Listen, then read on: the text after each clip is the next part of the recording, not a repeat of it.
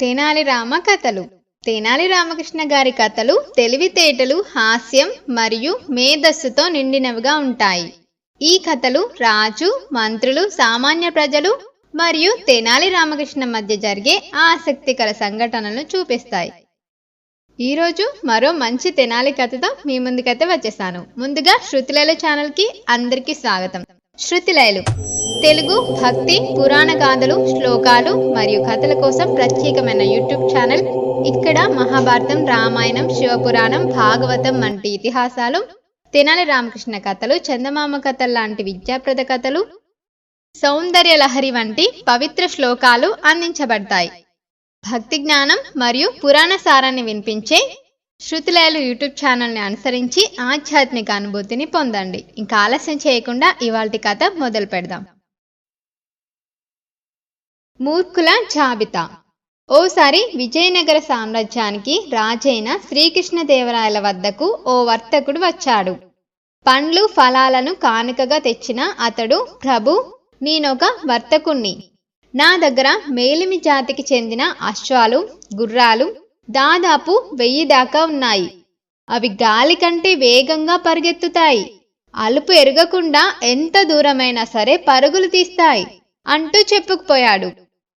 ఆహా, అలాగా అంటూ రాయలవారు అనేసరికి, అవును ప్రభు, ఇలాంటి అశ్వాలు మీ ఏలుబడిలో ఉంటే మీకు, నాకు గౌరవం, కాబట్టి వీటిని మీరు కొనుగోలు చేయండి అని విన్నవించాడు ఆ వర్తకుడు. సరే, అలాగే వర్తకుడా, ఇదిగో ఈ 5000 బంగారు నాణేలను తీసుకో, వెంటనే నీ దగ్గరుండే అశ్వాలను నాకు తెచ్చి ఇవ్వు అన్నాడు రాయలవారు. అయితే సభలో ఈ తతంగాన్నంతా చూస్తున్న తెనాలి రామలింగడికి ఏమాత్రం నచ్చలేదు. రాయలవారిని ఈ విషయంలో ఎలాగైనా సరే ఆపాలని నిర్ణయించుకున్నాడు. మరుసటి రోజు రాయలవారు విహారానికి తోటలోకి వచ్చి అక్కడే ఓ మూలగా కూర్చొని ఏదో పట్టిక రాస్తున్న రామలింగాన్ని చూశారు. ఏంటి రామలింగా, ఇక్కడేం చేస్తున్నావు? ఏదో రాస్తున్నట్టున్నావే అంటూ ప్రశ్నించారు. మరేం లేదు ప్రభు, మన రాజ్యంలో ఉండే మూర్ఖుల జాబితాను రాస్తున్నా అంటూ పట్టిక చూయించాడు. చాలా కుతూహలంతో ఆ పట్టికను తీసుకున్న రాయలవారు మొదటగా తన పేరే ఉండటం చూసి కంగు తిన్నారు. ఏంటి రామలింగా, నేను మూర్ఖుడినా అన్నాడు కోపంగా. క్షమించండి ప్రభు, ముక్కు మొహం తెలియనివాడు వచ్చి వర్తకుడునని చెప్పాడు. దాన్ని మీరు నమ్మడమే కాకుండా 5000 బంగారు నాణాలు అప్పజెప్పేశారు.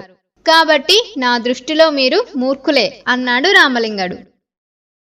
రాయలవారు మౌనంగా ఉండటాన్ని చూసిన రామలింగడు మళ్ళీ మాట్లాడుతూ, అంత డబ్బును తీసుకున్న ఏ వ్యక్తి తిరిగి రాడు, అశ్వాలు ఇవ్వడు కదా అన్నాడు. రాయలవారు కాసేపు ఆలోచించిన మీదట ఇలా అన్నాడు.